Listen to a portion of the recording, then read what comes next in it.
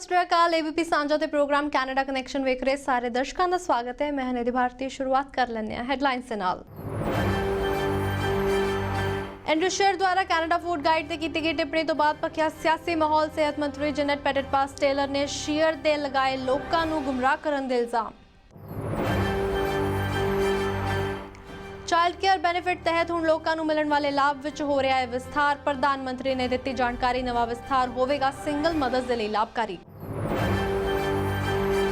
Quebec ਸਰਕਾਰ ਦੇ ਵਿਵਾਦਿਤ bill 21 ਨੂੰ ਅਦਾਲਤ ਵਿੱਚ ਮੁੜ ਤੋਂ ਦਿੱਤੀ ਜਾਵੇਗੀ ਚੁਣੌਤੀ। ਬਿੱਲ ਤੋਂ ਨਾਖੁਸ਼ ਲੋਕਾਂ ਮੁਤਾਬਕ ਲੋਕਾਂ ਨੂੰ ਹੋਣੀ ਚਾਹੀਦੀ ਆਪਣੇ ਧਰਮ ਸੰਬੰਧੀ ਆਜ਼ਾਦੀ।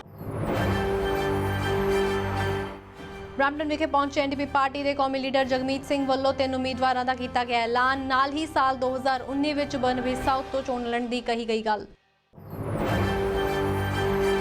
ਫੈਡਰਲ ਚੋਣਾਂ ਲਈ ਉਮੀਦਵਾਰਾਂ ਦੁਆਰਾ ਚੋਣ ਪ੍ਰਚਾਰ ਤੇ ਕੀਤੀ ਜਾ ਚੁੱਕੀ ਹੈ ਸ਼ੁਰੂਆਤ। ਬ੍ਰੈਂਪਟਨ ਸਾਊਥ ਤੋਂ ਉਮੀਦਵਾਰ ਸੋਨੀਆ ਸਿੱਧੂ ਮੁਤਾਬਕ ਉਹਨਾਂ ਨੂੰ ਲੋਕਾਂ ਤੋਂ ਮਿਲ ਰਿਹਾ ਹੈ ਹਾਂ ਪੱਖੀ ਹੁੰਗਾਰਾ। ਮੌਂਟਰੀਅਲ ਨੇੜੇ ਇੱਕ ਹਾਈਵੇ ਤੇ 2 ਸਕੂਲ ਬੱਸਾਂ ਦੀ ਆਪਸ ਵਿੱਚ ਹੋਈ ਟੱਕਰ। ਬੱਸਾਂ ਵਿੱਚ 50 ਬੱਚੇ ਸਨ ਸਵਾਰ, ਕੋਈ ਵੀ ਗੰਭੀਰ ਰੂਪ ਵਿੱਚ ਜ਼ਖਮੀ ਨਹੀਂ। ਜਾਂਚ ਜਾਰੀ। ਅਤੇ ਹੁਣ ਸਰਗਰਮੀਆਂ ਨੂੰ ਵੇਖ ਲੈਂਦੇ ਹਾਂ ਵਿਸਥਾਰ ਦੇ ਵਿੱਚ। ਪਿਛਲੇ ਹਫ਼ਤੇ ਕੰਜ਼ਰਵੇਟਿਵ ਪਾਰਟੀ ਦੇ ਲੀਡਰ ਐਂਡਰੂ ਸ਼ੀਅਰ ਦੁਆਰਾ ਕੈਨੇਡਾ ਫੂਡ ਗਾਈਡ ਤੇ ਕੀਤੀ ਗਈ ਟਿੱਪਣੀ ਤੋਂ ਬਾਅਦ ਹੁਣ ਮਾਹੌਲ ਭਖਦਾ ਨਜ਼ਰ ਆ ਰਿਹਾ ਹੈ। ਬੀਤੇ ਦਿਨੀ ਦੇਸ਼ ਦੀ ਸਿਹਤ ਮੰਤਰੀ ਜੈਨੇਟ ਪੈਟਟਪਾਸ ਟੇਲਰ ਦੁਆਰਾ ਪ੍ਰੈਸ ਕਾਨਫਰੰਸ ਕੀਤੀ ਗਈ ਤੇ ਸ਼ੀਅਰ ਤੇ ਲੋਕਾਂ ਨੂੰ ਗੁੰਮਰਾਹ ਕਰਨ ਦਾ ਇਲਜ਼ਾਮ ਲਗਾਇਆ ਗਿਆ। ਪਿਛਲੇ ਹਫ਼ਤੇ ਸਾਸਕਟੂਨ ਵਿਖੇ ਡੇਅਰੀ ਫਾਰਮਰਸ ਆਫ ਕੈਨੇਡਾ ਦੀ ਸਾਲਾਨਾ ਮੀਟਿੰਗ ਤੇ ਗੱਲ ਕਰਦਿਆਂ ਕੰਜ਼ਰਵੇਟਿਵ ਪਾਰਟੀ ਦੇ ਲੀਡਰ ਐਂਡਰੂ ਸ਼ੀਅਰ ਨੇ ਕਿਹਾ ਕਿ ਉਹ ਨਵੀਂ ਫੂਡ ਗਾਈਡ ਨੂੰ ਨਵਾਂ ਰੰਗ ਰੂਪ ਦੇਣਗੇ। ਉਹਨਾਂ ਮੌਜੂਦਾ ਫੂਡ ਗਾਈਡ ਨੂੰ ਵਿਗਿਆਨ ਆਧਾਰਿਤ ਜਾਣਕਾਰੀ ਤੋਂ ਦੂਰ ਦੱਸਿਆ ਸੀ। ਇਸ ਦੇ ਬਾਅਦ ਸਿਹਤ ਮੰਤਰੀ ਜੈਨੇਟ ਪੈਟਟਪਾਸ ਟੇਲਰ ਵੱਲੋਂ ਪ੍ਰੈਸ ਕਾਨਫਰੰਸ ਕੀਤੀ ਗਈ ਜਿੱਥੇ ਉਹਨਾਂ ਐਂਡਰੂ ਸ਼ੀਅਰ ਤੇ ਕੈਨੇਡੀਅਨਸ ਨੂੰ ਗੁੰਮਰਾਹ ਕਰਨ ਦੇ ਦੋਸ਼ ਲਗਾਏ। ਉਹਨਾਂ ਆਖਿਆ ਕਿ ਹੈਲਥ ਐਂਡ ਨਿਊਟ੍ਰੀਸ਼ਨ ਐਕਸਪਰਟਸ ਵੱਲੋਂ ਵੀ ਕੈਨੇਡਾ ਫੂਡ ਗਾਈਡ ਦੀ ਤਾਰੀਫ ਕੀਤੀ ਗਈ ਹੈ। I was really shocked that Andrew Scheer promised to throw out Canada's new food guide and the science, research and evidence that underpins it. And I was even more appalled that he tried to justify it by saying that there's no science nor consultation on our policies. The result is a guide that has been praised by health and nutrition experts as perhaps the best guide in the world. ਸਿਹਤ ਮੰਤਰੀ ਵੱਲੋਂ sheer ਦੇ ਬਿਆਨ ਦੀ ਨਿਖੇਧੀ ਕਰਦਿਆਂ ਕਿਹਾ ਗਿਆ ਕਿ ਫੂਡ ਗਾਈਡ ਵਿੱਚੋਂ ਕੈਨੇਡਾ ਦੀ ਡਾਇਵਰਸਿਟੀ ਦੀ ਝਲਕ ਵੀ ਪੈਂਦੀ ਹੈ ਕਿਉਂਕਿ ਇਹ ਸਾਰੀ ਕਮਿਊਨਿਟੀਆਂ ਦੇ ਬੈਕਗ੍ਰਾਉਂਡਸ ਨੂੰ ਧਿਆਨ ਵਿੱਚ ਰੱਖ ਕੇ ਤਿਆਰ ਕੀਤਾ ਗਿਆ ਹੈ। ਉਹਨਾਂ ਆਖਿਆ ਕਿ ਇਸ ਨੂੰ ਬਿਹਤਰ ਬਣਾਉਣ ਲਈ ਡਾਈਟੀਸ਼ੀਅਨਸ ਦੇ ਨਾਲ ਮਸ਼ਵਰਾ ਕੀਤਾ ਗਿਆ ਹੈ ਨਾ ਕਿ ਪੋਲੀਟੀਸ਼ੀਅਨਸ ਨਾਲ। We believe discussions surrounding the Canada food guides are best made by dietitians and not politicians. They should be driven by evidence and not industry. Evidently, Mr. Scheer disagrees. Sheer ਦੇ ਬਿਆਨ ਤੋਂ ਬਾਅਦ ਇਹ ਵੀ ਚਰਚਾ ਹੈ ਕਿ ਉਹਨਾਂ ਇਹ ਟਿੱਪਣੀਆਂ ਡੇਅਰੀ ਸੈਕਟਰ ਦਾ ਸਮਰਥਨ ਹਾਸਲ ਕਰਨ ਲਈ ਕੀਤੀਆਂ ਨੇ ਪਰ ਫੈਡਰਲ ਹੈਲਥ ਮੰਤਰੀ ਵੱਲੋਂ ਪਲਟਵਾਰ ਕਰਨ ਤੋਂ ਬਾਅਦ ਇਹ ਮਾਮਲਾ ਹੋਰ ਵੀ ਪੱਕ ਸਕਦਾ ਹੈ। ਚਾਈਲਡ ਕੇਅਰ ਬੈਨੀਫਿਟਸ ਤਹਿਤ ਹੁਣ ਲੋਕਾਂ ਨੂੰ ਮਿਲਣ ਵਾਲੇ ਲਾਭ ਵਿੱਚ ਵਿਸਥਾਰ ਹੋ ਰਿਹਾ ਹੈ। ਪ੍ਰਧਾਨ ਮੰਤਰੀ ਜਸਟਿਨ ਟਰੂਡੋ ਦੁਆਰਾ ਜਾਣਕਾਰੀ ਦਿੱਤੀ ਗਈ ਹੈ ਤੇ ਦੱਸਿਆ ਗਿਆ ਕਿ ਇਹ ਨਵਾਂ ਬਦਲਾਅ ਸਿੰਗਲ ਮਦਰਸ ਦੇ ਲਈ ਕਿਸ ਤਰ੍ਹਾਂ ਲਾਭਕਾਰੀ ਸਿੱਧ ਹੋਵੇਗਾ। ਫੈਡਰਲ ਸਰਕਾਰ ਵੱਲੋਂ ਹਾਲ ਹੀ ਵਿੱਚ ਚਾਈਲਡ ਕੇਅਰ ਬੈਨੀਫਿਟਸ ਤਹਿਤ ਦਿੱਤੀ ਜਾਣ ਵਾਲੀ ਸਹਾਇਤਾ ਨੂੰ ਹੋਰ ਵਧਾ ਦਿੱਤਾ ਗਿਆ ਹੈ। ਪ੍ਰਧਾਨ ਮੰਤਰੀ ਜਸਟਿਨ ਟਰੂਡੋ ਮੁਤਾਬਕ ਇਹ ਕਦਮ ਆਮਦਨ ਨੂੰ ਕਾਸਟ ਆਫ ਲਿਵਿੰਗ ਦੇ ਬਰਾਬਰ ਲੈ ਕੇ ਆਉਣ ਦੇ ਲਈ ਚੁੱਕਿਆ ਗਿਆ ਹੈ।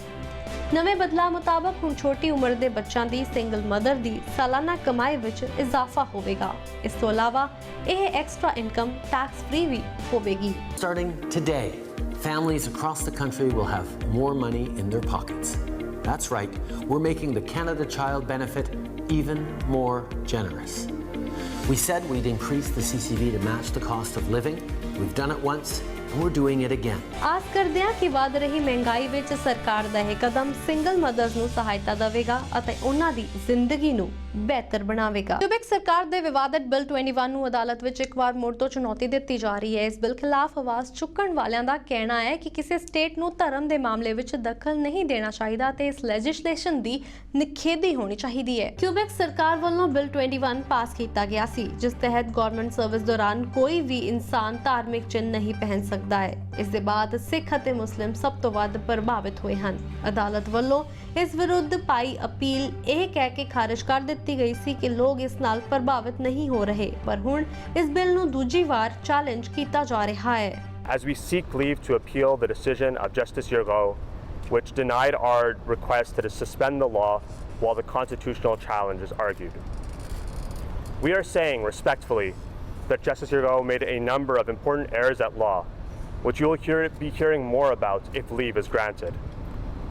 We disagree that the harm to folks in Quebec is hypothetical. ਵੀ ਨੇ ਬ੍ਰਿਟਿਸ਼ ਕੋਲੰਬੀਆ ਕੈਨੇਡਾ ਤੋਂ ਸਟੀਵਨ ਸਲਿਮੋਵਿਚ ਨੇ ਵੀ ਇਸ ਬਿੱਲ ਨੂੰ ਗਲਤ ਕਰਾਰ ਦਿੱਤਾ ਹੈ ਤੇ ਆਖਿਆ ਹੈ ਕਿ ਸਟੇਟ ਨੂੰ ਧਰਮ ਦੇ ਮਾਮਲਿਆਂ ਦੇ ਵਿੱਚ ਦਖਲ ਨਹੀਂ ਦੇਣਾ ਚਾਹੀਦਾ ਤੇ ਇਸ ਲੈਜਿਸਲੇਟਿਵ ਦੀ ਨਿੰਦਿਆ ਹੋਣੀ ਚਾਹੀਦੀ ਹੈ। ਉਹਨਾਂ ਕਿਹਾ ਕਿ ਕੈਨੇਡਾ ਦੀ ਸੁਪਰੀਮ ਕੋਰਟ ਹਰ ਇੱਕ ਨੂੰ ਸਿਵਲ ਸੁਸਾਇਟੀ ਵਿੱਚ ਰਹਿਣ ਦਾ ਅਧਿਕਾਰ ਦਿੰਦੀ ਹੈ। The state should never be involved in legislating religion in one form or the other. We believe that the Supreme Court of Canada in the Amselem decision said so quite clearly. Each individual must have the right to participate in civil society, whether that's as a prosecutor, whether that's as a civil servant. We cannot tell a certain segment of society that they cannot participate because they are different. ਸਿੱਖ ਲੜਕੀ ਅੰਮ੍ਰਿਤ ਕੌਰ ਨੇ ਦੱਸਿਆ ਕਿ ਉਹ ਵੀ bill 21 ਕਾਰਨ ਪ੍ਰਭਾਵਿਤ ਹੋਈ ਹੈ ਜਿਸ ਨੇ ਕਿ ਗਵਰਨਮੈਂਟ ਟੀਚਰ ਦੇ ਲਈ ਅਪਲਾਈ ਕਰਨਾ ਸੀ ਪਰ ਇਸ ਬਿੱਲ ਕਾਰਨ ਹੁਣ ਉਸ ਨੂੰ ਬ੍ਰਿਟਿਸ਼ ਕੋਲੰਬੀਆ ਜਾਣਾ ਪੈ ਰਿਹਾ ਹੈ। As a recent graduate and someone who is seeking employment, I am actually being forced to leave my province. Teacher candidates are offered many positions in different provinces, and it's a normal thing to receive, acceptances from various institutions or school boards throughout the country. But I am actually being forced to look outside the province, in particular in BC, because of this bill. So to say that there are no immediate effects is a complete lie, because there are people like myself who have to choose between their faith and their careers, and they cannot put their faith aside, so they have to leave their homes. Canada ਦਾ ਸੰਵਿਧਾਨ ਹਰ ਇੱਕ ਮਨੁੱਖ ਨੂੰ ਧਾਰਮਿਕ ਆਜ਼ਾਦੀ ਦਿੰਦਾ ਹੈ। ਕਿਊਬੈਕ ਸਰਕਾਰ ਦਾ ਫੈਸਲਾ ਇਸ ਦੇ ਉਲਟ ਹੈ ਜਿਸ ਦੀ ਨਿੰਦਿਆ ਕਰਨੀ ਤਾਂ ਬਣਦੀ ਹੈ। ਸੋ ਜ਼ਰੂਰਤ ਹੈ ਕਿ ਇਸ ਵਿਰੁੱਧ ਕਾਨੂੰਨੀ ਲੜਾਈ ਵੀ ਲੜੀ ਜਾਵੇ। ਸਮਾਂ ਹੋਏ ਤੇ ਇੱਕ ਨਿੱਕੇ ਜਿਹੇ ਬ੍ਰੇਕ ਦਾ। ਬ੍ਰੇਕ ਤੋਂ ਬਾਅਦ ਮੁੜ ਹਾਜ਼ਰ ਹੋਵਾਂਗੇ।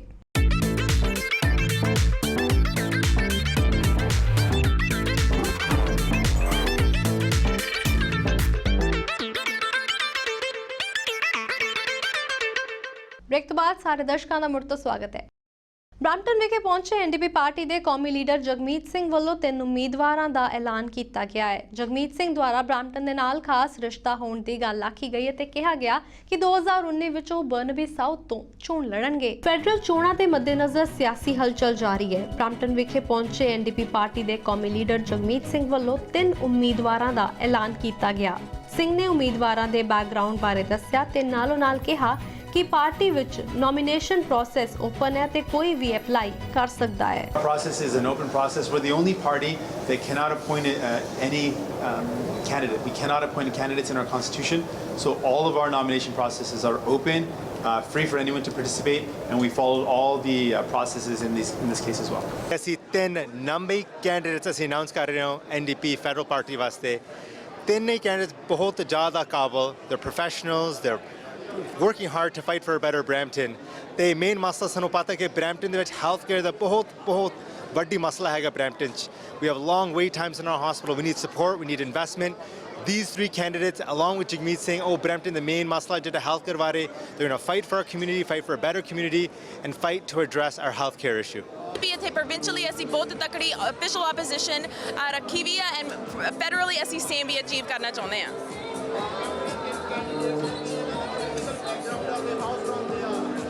So each of the candidates ਆਪਣੇ ਆਪ ਇਹਨਾਂ ਦੀ ਬੈਕਗ੍ਰਾਉਂਡ ਕਮਿਊਨਿਟੀ ਦੇ ਵਿੱਚੋਂ ਕੰਮ ਕੀਤਾ ਹੋਇਆ ਹੈ, ਪ੍ਰੋਫੈਸ਼ਨਲਸ ਆ ਐਂਡ ਕਮਿਊਨਿਟੀ ਦੇ ਨਾਲ ਜੁੜਦੇ ਰੱਖਦੇ ਹੁੰਦੇ ਆ। ਸੋ ਇਹ ਬਹੁਤ ਇੰਪੋਰਟੈਂਟ ਹੈ ਕਿ ਜਿਹੜੀ ਰਾਜਨੀਤੀ ਦੇ ਵਿੱਚ ਕਰੀਅਰ ਕਰਨਾ ਚਾਹੁੰਦੇ ਆ ਕਿ ਆਪਣੇ ਕਮਿਊਨਿਟੀ ਦੇ ਨਾਲ ਜੁੜ ਕੇ ਤਾਂ ਹੀ ਤਕੜੇ ਹੋ ਕੇ ਆਪਣੀ ਕਮਿਊਨਿਟੀ ਦੀ ਆਵਾਜ਼ ਉਠਾ ਸਕਦੇ ਆ।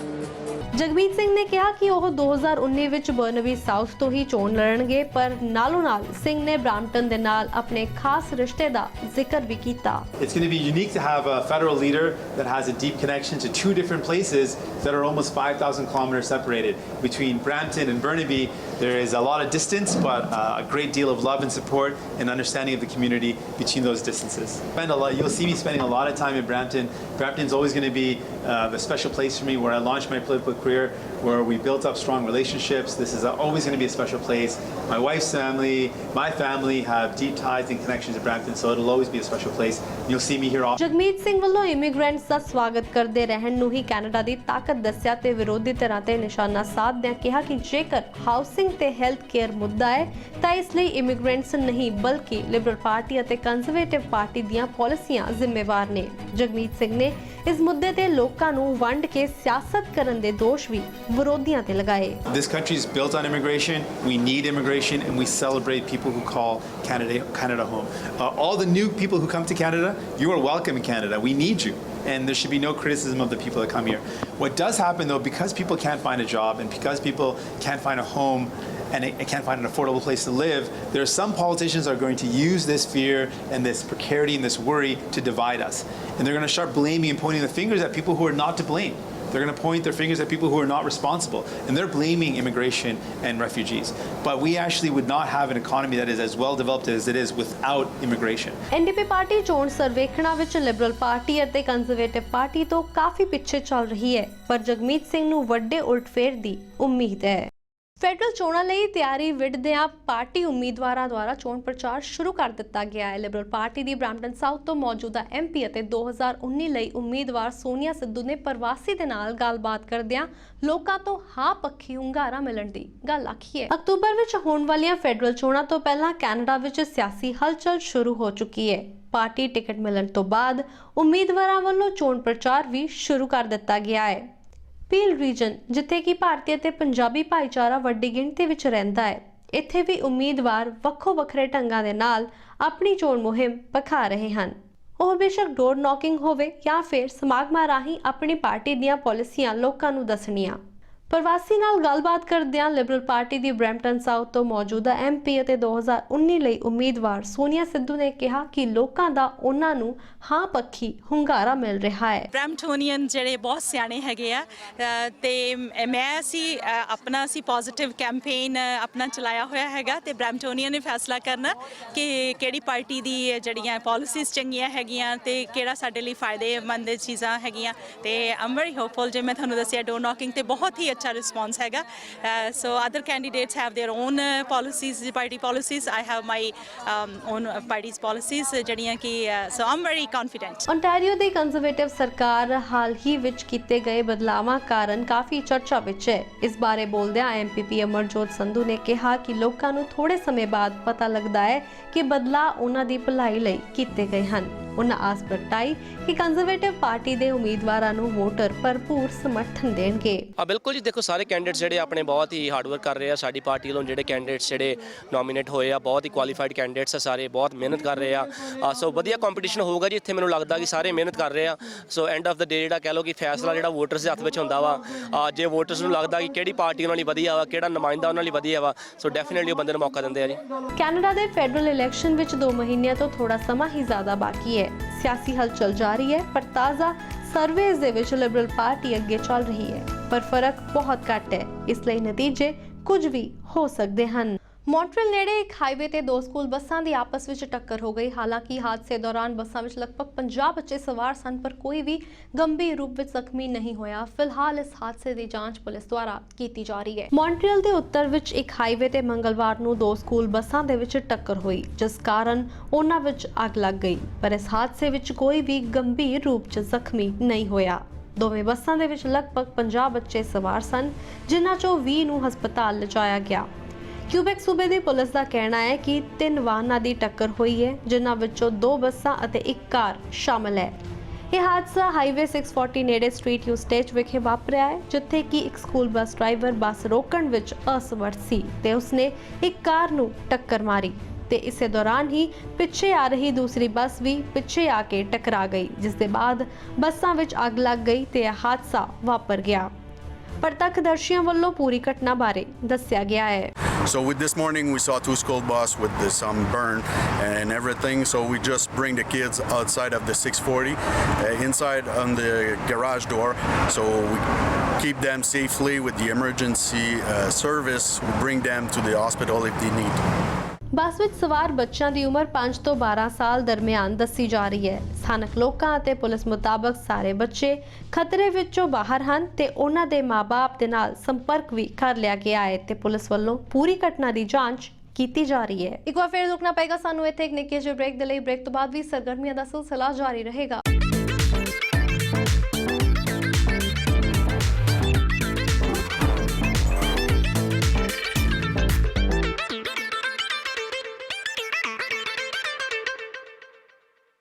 Welcome back after the break. ਤੁਸੀਂ ਵੇਖ ਰਹੇ ਹੋ program Canada connection. James Potter seniors club ਦੁਆਰਾ ਕੈਨੇਡਾ ਡੇ ਨੂੰ ਸਮਰਪਿਤ ਸਾਲਾਨਾ ਸੱਭਿਆਚਾਰਕ ਮੇਲਾ ਕਰਵਾਇਆ ਗਿਆ। ਇਸ ਮੇਲੇ ਦੀਆਂ ਰੌਣਕਾਂ ਨੇ ਸਭ ਨੂੰ ਪੰਜਾਬ ਦੇ ਮੇਲੇ ਯਾਦ ਕਰਵਾ ਦਿੱਤੇ ਤੇ ਉੱਥੇ ਹੀ ਇਸ ਮੌਕੇ ਕੁਝ ਅਹਿਮ ਸ਼ਖਸੀਅਤਾਂ ਨੂੰ ਸਨਮਾਨਿਤ ਵੀ ਕੀਤਾ ਗਿਆ। ਕੈਨੇਡਾ ਡੇ ਦੀਆਂ ਰੌਣਕਾਂ ਪੂਰੇ ਜੁਲਾਈ ਮਹੀਨੇ ਕੈਨੇਡਾ ਵਿੱਚ ਦੇਖਣ ਨੂੰ ਮਿਲਦੀਆਂ ਹਨ। ਜੇਮਸ ਪੋਟਰ ਸੀਨੀਅਰਸ ਕਲੱਬ ਵੱਲੋਂ ਵੀ ਸਾਲਾਨਾ ਸੱਭਿਆਚਾਰਕ ਮੇਲਾ ਕਰਵਾਇਆ ਗਿਆ, ਜਿਸ ਨੇ ਪੰਜਾਬ ਦੇ ਮੇਲੇ ਸਭ ਨੂੰ ਯਾਦ ਕਰਵਾ ਦਿੱਤੇ। ਇਸ ਮੌਕੇ ਤੇ ਲੱਕੀ ਡਰਾਅ ਵੀ ਕੱਢੇ ਗਏ ਤੇ ਅਹਿਮ ਸ਼ਖਸੀਅਤਾਂ ਨੂੰ ਸਨਮਾਨਿਤ ਵੀ ਕੀਤਾ ਗਿਆ। ਕਲੱਬ ਦੇ ਪ੍ਰਬੰਧਕਾਂ ਨੇ ਦੱਸਿਆ ਕਿ ਇਹ ਸਮਾਗਮ ਦਾ ਮਕਸਦ ਨਵੀਂ ਪੀੜ੍ਹੀ ਨੂੰ ਆਪਣੇ ਵਿਰਸੇ ਦੇ ਨਾਲ ਜੋੜ ਕੇ ਰੱਖਣਾ ਹੈ। ਇਹ ਮੇਲਾ ਜੀ ਅਸੀਂ ਆਪਣੇ ਸੀਨੀਅਰ ਕਲੱਬ ਦੇ ਮੈਂਬਰਾਂ ਦੀ ਕੰਟਰੀਬਿਊਸ਼ਨ ਦੇ ਨਾਲ ਕਰਾ ਰਹੇ ਹਾਂ। ਸਾਡੇ ਮੇਲਾ ਕਰਾਉਣ ਦਾ ਇਹ ਕਾਜ ਹੈ ਕਿ ਅਸੀਂ ਆਪਣੀ ਨਵੀਂ ਪੀੜ੍ਹੀ ਜੋ ਨਵੇਂ ਬੱਚੇ ਆ ਉਹਨਾਂ ਨੂੰ ਆਪਣੇ ਪੁਰਾਣੇ ਕਲਚਰ ਇੰਡੀਆ ਦੇ, ਜਿਵੇਂ ਅਸੀਂ ਪੰਜਾਬ ਵਿੱਚ ਖੇਡ ਮੇਲੇ ਕਰਾਉਂਦੇ ਸਾਂ, ਇੱਥੋਂ ਦੇ ਬੱਚਿਆਂ ਨੂੰ ਅਸੀਂ ਉਹਨਾਂ ਮੇਲਿਆਂ ਦੇ ਨਾਲ ਜੋੜਨ ਵਾਸਤੇ ਇਹ ਮੇਲਾ ਕਰਵਾ ਰਹੇ ਹਾਂ। ਹਾਂਜੀ, ਅੱਜ ਦੇ ਇਸ ਖੇਡ ਮੇਲੇ ਵਿੱਚ ਅਸੀਂ ਸਵੇਰੇ 11 ਵਜੇ ਰਾਸ਼ਟਰੀ ਸੌਂਗ ਕੈਨੇਡਾ ਦੇ ਨਾਲ ਸ਼ੁਰੂ ਕੀਤਾ ਸੀਗਾ ਤੇ ਇਸ ਦੇ ਨਾਲ ਹੀ ਸੁਖਮਨੀ ਸਾਹਿਬ ਦੇ ਪਾਠ ਕਰਾ ਕੇ ਇਹ ਮੇਲੇ ਦਾ ਆਰੰਭ ਕੀਤਾ ਗਿਆ। ਮੈਂ ਸਭ ਤੋਂ ਪਹਿਲੇ ਸਾਰਿਆਂ ਨੂੰ ਬਹੁਤ-ਬਹੁਤ ਵਧਾਈ ਦੇਵਾਂਗਾ ਕਿ ਇਹ ਜੇਮਸ ਪੋਟਰ ਸੀਨੀਅਰਸ ਕਲੱਬ ਨੇ ਅੱਜ ਇੱਕ ਬਹੁਤ ਸ਼ਾਨਦਾਰ ਮਲਟੀਕਲਚਰਲ ਪ੍ਰੋਗਰਾਮ ਬਣਾਇਆ, ਜਿਹਦੇ ਲਈ ਕੈਨੇਡਾ ਇੱਕ ਮਲਟੀ ਡਾਇਵਰਸਿਟੀ ਮਲਟੀਕਲਚਰਲ ਪ੍ਰੋਗਰਾਮ ਹੈ। ਸਿਆਸਤਦਾਨ ਵੀ ਜੇਮਸ ਪੋਟਰ ਸੀਨੀਅਰਸ ਕਲੱਬ ਵੱਲੋਂ ਕੇ ਸਾਲਾਨਾ ਮੇਲੇ ਵਿੱਚ ਪਹੁੰਚੇ ਹੋਏ ਸਨ, ਜਿਨ੍ਹਾਂ ਇਸ ਉਪਰਾਲੇ ਦੀ ਸ਼ਲਾਘਾ ਕੀਤੀ ਤੇ ਪ੍ਰਬੰਧਕਾਂ ਨੂੰ ਵਧਾਈ ਦਿੰਦਿਆਂ ਅਜਿਹੇ ਕਾਰਜਾਂ ਨੂੰ ਬਹੁਤ ਜ਼ਰੂਰੀ ਦੱਸਿਆ। ਅੱਜ ਜਿਵੇਂ ਕੈਨੇਡਾ ਡੇ ਆਪਣੇ ਸਾਰੇ ਸੀਨੀਅਰ ਰਲ ਕੇ ਜੇਮਸ ਪੋਟਰ ਕਲੱਬ ਵਾਲੇ ਇੱਕ ਮੇਲੇ ਦੀ ਤਰ੍ਹਾਂ ਨਾਲ ਸਾਰੇ ਪਹੁੰਚੇ ਹੋਏ ਆ। ਅਸੀਂ ਸਾਰੇ ਰਲ ਮਿਲ ਕੇ ਕੈਨੇਡਾ ਡੇ ਮਨਾ ਰਹੇ ਹਾਂ। ਬਹੁਤ ਹੀ ਖੁਸ਼ੀ ਦਾ ਮਾਹੌਲ ਹੈਗਾ ਤੇ ਸਾਰੇ ਇੱਕ ਦੂਜੇ ਨੂੰ ਮਿਲ ਮਿਲਾ ਰਹੇ। ਐਨੂਅਲੀ ਇਹ ਇਸੇ ਤਰ੍ਹਾਂ ਹੀ ਮੇਲੇ ਦੇ ਵਾਂਗੂ ਹੀ ਕੈਨੇਡਾ ਡੇ ਮਨਾਉਂਦੇ ਹੈਗੇ ਆ। We are celebrating our diversity ਤੇ ਸਾਰੇ ਜਿਹੜੇ ਤੁਸੀਂ ਕੋਈ ਕਵਿਤਾ ਕਰਕੇ ਸਾਡੀਆਂ ਭੈਣਾਂ ਨੇ ਵੀ ਰੰਗ ਪ੍ਰੋਗਰਾਮ ਪੇਸ਼ ਕਰ ਰਹੇ ਹੈਗੇ ਆ ਤੇ ਬਹੁਤ ਹੀ ਚੰਗਾ ਲੱਗ ਰਿਹਾ ਹੈਗਾ ਜੀ। ਜੇਮਸ ਪੋਟਰ ਸੀਨੀਅਰਸ ਕਲੱਬ ਦੇ ਮੈਂ ਜਿਹੜੇ ਹੈਗੀ ਆ ਟੀਮ, ਇਹਨਾਂ ਨੂੰ ਵਧਾਈ ਦਿੰਦਾ ਕਿ ਹਰ ਸਾਲ ਇਹ ਕੈਨੇਡਾ ਡੇ ਸੈਲੀਬ੍ਰੇਟ ਕਰਦੇ ਆ ਤੇ ਸਾਰੇ ਪੋਲੀਟੀਸ਼ੀਅਨਸ ਜਿਹੜੇ ਆ ਆਪਣੇ ਸਾਡੇ ਵਰਗੇ ਸਾਰੇ ਇੱਥੇ ਹਾਜ਼ਰੀ ਲਵਾਉਂਦੇ ਆ, ਕਿਉਂਕਿ ਸੀਨੀਅਰਸ ਜਿਹੜੇ ਜਦੋਂ ਆਪਣਾ ਕੋਈ ਐਫਰਟ ਕਰਦੇ ਆ ਕੈਨੇਡਾ ਡੇ ਸੈਲੀਬ੍ਰੇਟ ਕਰਦੇ ਆ, ਕੈਨੇਡਾ ਦੀ ਹਿਸਟਰੀ ਸੈਲੀਬ੍ਰੇਟ ਕਰਦੇ ਆ। ਇਹ ਸਾਡੇ ਸਾਰਿਆਂ ਲਈ ਇੱਕ ਬੜਾ ਵਧੀਆ ਮੌਕਾ ਹੁੰਦਾ ਸਾਰੀ ਕਮਿਊਨਿਟੀ ਲਈ ਕਿ ਜਿਹੜਾ ਆਪਾਂ ਨੂੰ ਕੈਨੇਡਾ ਦੀ ਹਿਸਟਰੀ ਬਾਰੇ, ਕੈਨੇਡਾ ਦੇ ਕਲਚਰ ਬਾਰੇ ਤੇ ਜਿਹੜੇ ਲੋਕਾਂ ਨੇ ਕੁਰਬਾਨੀਆਂ ਕੀਤਾ ਹੈ ਮੁਲਕ ਨੂੰ ਵਧੀਆ ਬਣਾਉਣ ਲਈ ਸਾਰਿਆਂ ਨੂੰ ਪਤਾ ਲੱਗਦਾ ਵਾ। ਇੱਦਾਂ ਦੇ ਮੇਲੇ ਹਮੇਸ਼ਾ ਕਰਾਉਣੇ ਚਾਹੀਦੇ। ਸੀਨੀਅਰਸ ਕਲੱਬ ਜਿਹੜੇ ਆ ਸਾਰੇ ਕਰਾਉਂਦੇ ਆ ਕਿਉਂਕਿ ਕੈਨੇਡਾ ਦੀ ਆਪਣੀ ਖਾਸੀਅਤ ਹੈ ਕਿ ਜਿਹੜੀ ਇੱਥੋਂ ਦੀ ਡਾਇਵਰਸਿਟੀ ਜਿਹੜੀ ਹੈ ਉਹ ਸਟਰੈਂਥ ਆਪਾਂ ਡਿਫਰੈਂਟ ਧਰਮਾਂ ਤੋਂ ਡਿਫਰੈਂਟ ਕਲਚਰਸ ਤੋਂ ਇੱਥੇ ਲੋਕੀ ਆ ਕੇ ਵਸੇ ਆ ਤੇ ਬੜੇ ਪਿਆਰ ਦੇ ਨਾਲ ਆਪਾਂ ਸਾਰੇ ਇੱਥੇ ਇਕੱਠੇ ਰਹਿੰਦੇ ਆ। ਸੋ ਇੱਦਾਂ ਦੇ ਮੇਲੇ ਜਿਹੜੇ ਆ ਬਹੁਤ ਜ਼ਿਆਦਾ ਜ਼ਰੂਰੀ ਆ। ਪੰਜਾਬੀ ਕੈਨੇਡਾ ਵਿੱਚ ਵੱਡੀ ਗਿਣਤੀ ਵਿੱਚ ਰਹਿੰਦੇ ਹਨ ਤੇ ਇਸ ਮੁਲਕ ਵਿੱਚ ਪਲ ਕੇ ਵੱਡੇ ਹੋ ਰਹੇ ਬੱਚਿਆਂ ਨੂੰ ਆਪਣੀਆਂ ਮੂਲ ਜੜ੍ਹਾਂ ਦੇ ਨਾਲ ਜੋੜ ਕੇ ਰੱਖਣ ਲਈ ਅਜਿਹੇ ਕਾਰਜ ਬਹੁਤ ਸਹਾਈ ਸਿੱਧ ਹੁੰਦੇ ਨੇ, ਕਿਉਂਕਿ ਇਸ ਸਦਕਾ ਬੱਚਿਆਂ ਦੀ ਖਿੱਚ ਆਪਣੇ ਵਿਰਸੇ ਅਤੇ ਲੋਕ ਨਾਚਾਂ ਵੱਲ ਵੱਧਦੀ ਹੈ। ਗੁਜਰਾਤੀ ਸੰਗੀਤ ਦੇ ਪ੍ਰੇਮੀਆਂ ਨੂੰ ਕੈਨੇਡਾ ਬੈਠੇ ਹੋਏ ਬਹੁਤ ਹੀ ਖਾਸ ਸ਼ਾਮ ਨੂੰ ਅਨੁਭਵ ਕਰਨ ਦਾ ਮੌਕਾ ਮਿਲਿਆ। ਦਰਅਸਲ ਗੁਜਰਾਤ ਨਿਊਜ਼ ਲਾਈਨ ਦੁਆਰਾ ਗੀਤ ਗਜ਼ਲ ਕੀ ਸ਼ਾਮ ਨਾਮ ਦੇ ਖਾਸ ਸਮਾਗਮ ਦਾ ਆਯੋਜਨ ਕੀਤਾ ਗਿਆ ਸੀ। ਇਸ ਮੌਕੇ ਯੇਸ਼ਾ ਪਟੇਲ ਅਤੇ ਦਰਸ਼ਕ ਵੈਸ਼ਨਵ ਦੀ ਕਲਾਸਿਕਲ ਮਹਿਫਿਲ ਨੇ ਸਭ ਦਾ ਦਿਲ ਜਿੱਤ ਲਿਆ। ਕੈਨੇਡਾ ਵਿੱਚ ਇਨੇ ਦਿਨੀ ਮੌਸਮ ਬੜਾ ਖੁਸ਼ਗਵਾਰ ਹੈ। ਇਸ ਵਿੱਚ ਸੰਗੀਤ ਅਤੇ ਕਲਾ ਦੀ ਰੰਗਤ ਭਰਨ ਦੇ ਲਈ ਸੈਂਕੜੇ ਭਾਰਤੀ ਸਿਤਾਰੇ ਨਾਰਥ ਅਮਰੀਕਾ ਪਹੁੰਚੇ ਹੋਏ ਹਨ। ਜੇਕਰ ਗੱਲ ਕਰੀਏ ਗੁਜਰਾਤੀ ਸੰਗੀਤ ਦੇ دیਵਾਨਿਆਂ ਦੀ ਤਾਂ ਸ਼੍ਰਿੰਗੇਰੀ ਕਮਿਊਨਿਟੀ ਸੈਂਟਰ ਇਟੋਬਿਕੋ ਵਿਖੇ ਗੁਜਰਾਤ ਨਿਊਜ਼ ਲਾਈਨ ਵੱਲੋਂ ਯੇਸ਼ਾ ਪਟੇਲ ਦਰਸ਼ਕ ਵੈਸ਼ਨਵ ਦੀ ਕਲਾਸਿਕਲ ਮਹਿਫਿਲ ਕਰਵਾਈ ਗਈ, ਜੋ ਕਿ ਯਾਦਗਾਰੀ ਹੋ ਨਿਬੜੀ। ਇਸ ਸਮੇਂ ਹਰ ਕੋਈ ਸੰਗੀਤ ਦੇ ਸਮੁੰਦਰ ਵਿੱਚ ਖੋਇਆ ਹੋਇਆ ਨਜ਼ਰੀ ਪਿਆ। ਮੁੱਖ ਪ੍ਰਬੰਧਕ ललित सोनी वालों सहयोग ਲਈ सब ਦਾ ਧੰਨਵਾਦ भी किया गया। तो आज के मुख्य जो कलाकार है हमारे सिंगर्स वो है दर्शक भाई वैष्णव एंड यशा पटेल। वो दोनों ही सिंगर वेल ट्रेन है और क्लासिकली बहुत अच्छे गाते हैं, सेमी क्लासिकल सॉन्ग्स गाते हैं, गज़लें गाते हैं। और उनके साथ जो सपोर्ट दे रहे हैं वो हमारे तबले पे है सचिन भाई जोशी, बहुत ही अच्छे इंडिया से जाकिर हुसैन के वो शागिर्द है, वो है यहाँ पे।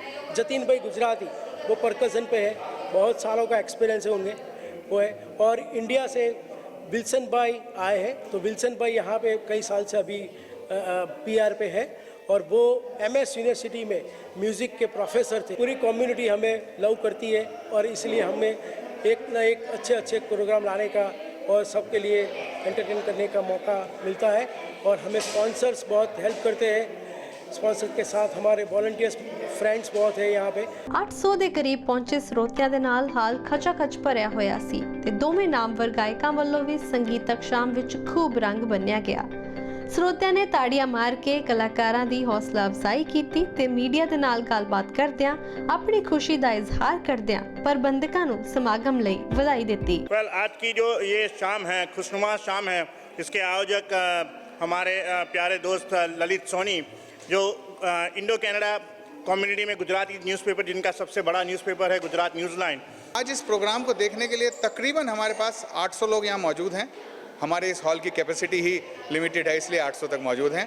और इस प्रोग्राम को ऑर्गेनाइज करने में हमें कुछ 1.5-2 महीना लगा और आपका जो भरपूर सहयोग हमें मिल रहा है और इस तरीके के और प्रोग्राम आपको हम बुलाते रहेंगे।